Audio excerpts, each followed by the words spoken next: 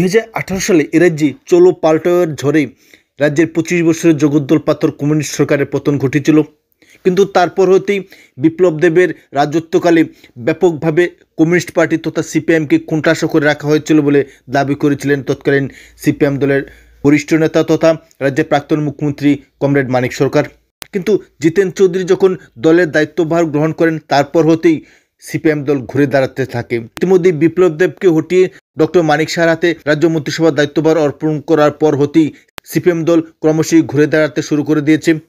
BJP দলের নেতাকর্মীরা যেভাবে নিজেদের আখের গোছানোর ধান্দায় দলকে উচ্ছন্নে ঠেলে দিয়ে ব্যাপকভাবে সরকার বিরোধী ষড়যন্ত্রে লিপ্ত রয়েছে, সেই বিষয়টাকে পুঁজি করে ইতিমধ্যেই সিপিএম দলের নেতৃত্বরা সাধারণ স্তরের কর্মীরা একযোগে ঝাঁপিয়ে পড়েছেন। সাবরুম থেকে ধর্মনগর তাই প্রতিনিয়তই দলবদলের প্রক্রিয়া ক্রমশই তেজি হচ্ছে। সাধারণ মানুষের বিভিন্ন সমস্যাগুলিকে একপাশে রেখে দলীয় নেতৃত্বরা শুধুমাত্র নিজেদের আখের গোছানোর ধান্দায় ব্যস্ত রয়েছে। সেই সঙ্গে রয়েছে নেগোসিয়েশন বাণিজ্য থেকে শুরু করে বিভিন্ন স্বার্থান্বেষী কার্যকলাপ। অর্থাৎ 2018 সালে যে উদ্দেশ্যকে সামনে রেখে এরাজ্যের মানুষ, পরিবর্তনকামী মানুষ বিপ্লব দেবের নেতৃত্বে নতুন সরকার প্রতিষ্ঠিত করেছিল। ইতিপূর্বে কংগ্রেস এবং সিপিএমের সরকার এরাজ্যের জনগণ দেখেছে প্রতিটি সরকারই মানুষের স্বার্থসিদ্ধির ক্ষেত্রে যতটা দায়িত্বশীল ছিল তার চেয়েও বেশি ছিল নেতা নেত্রীদের স্বার্থসিদ্ধির জন্যই সবচেয়ে বেশি তৎপরতা লক্ষ্য করা গিয়েছিল।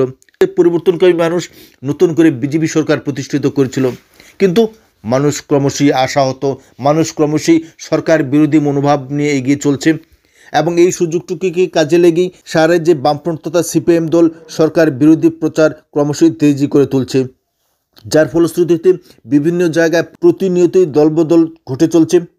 শাসক দল ছেড়ে ক্রমশই বিরোধী দলের দিকে, বিশেষত কংগ্রেস এবং সিপিএমের দিকে ঝুঁকে পড়ছে স্তরের ভোটাররা।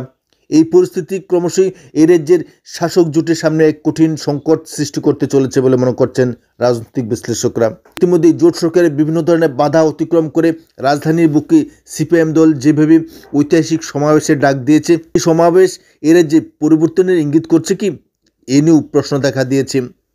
তারই পাল্টা হিসেবে এখন পর্যন্ত শাসক দল কোন ধরনের সমাবেশ করতে ব্যর্থ হয়েছে, এই ঘটনাও সাধারণ ভোটারদের মনে ব্যাপকভাবে রেখাপাত করেছে।